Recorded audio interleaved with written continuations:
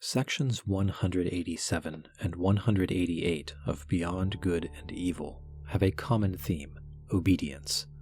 In section 187, Nietzsche notes that a philosopher's moral claims reveal his personal psychological profile. Again, think of Kant, whose categorical imperative tells us as much about Kant's personality as about moral obligation. Additionally, writes Nietzsche, moral systems often attempt a task, such as public justification, revenge, concealment, or self-transcendence. Nietzsche concludes this short section with another observation about Kant. His morality says, "My ability to obey is valuable. You should be like me." Thus, Nietzsche writes, moralities are also merely a sign language of the affects, or emotions.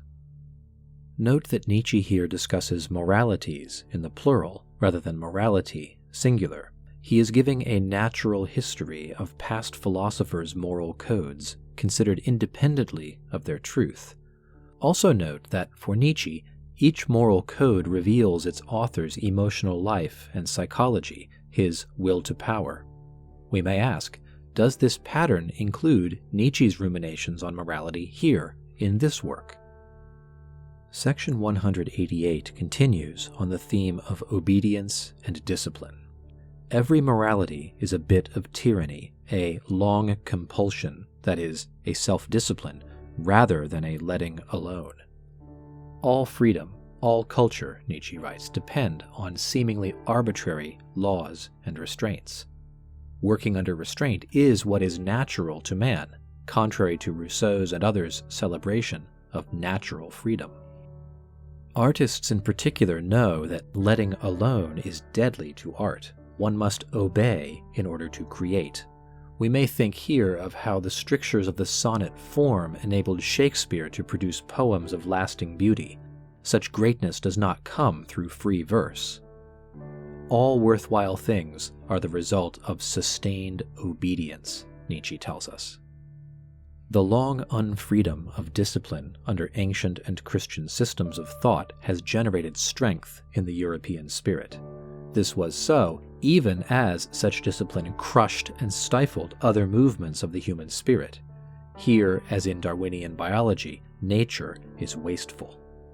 The capricious tyranny of Christianity, interpreting all experiences in the framework of divine care and action, has disciplined the European spirit, says Nietzsche.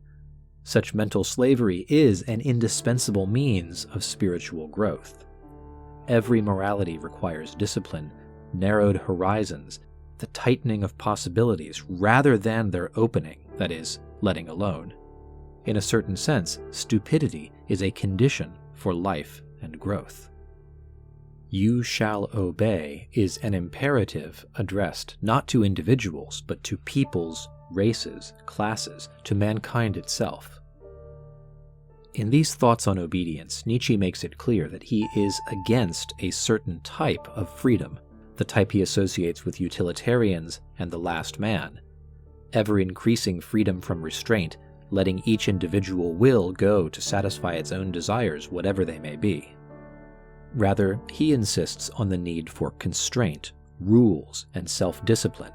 Laxity with oneself means spiritual decline, the path to the last man.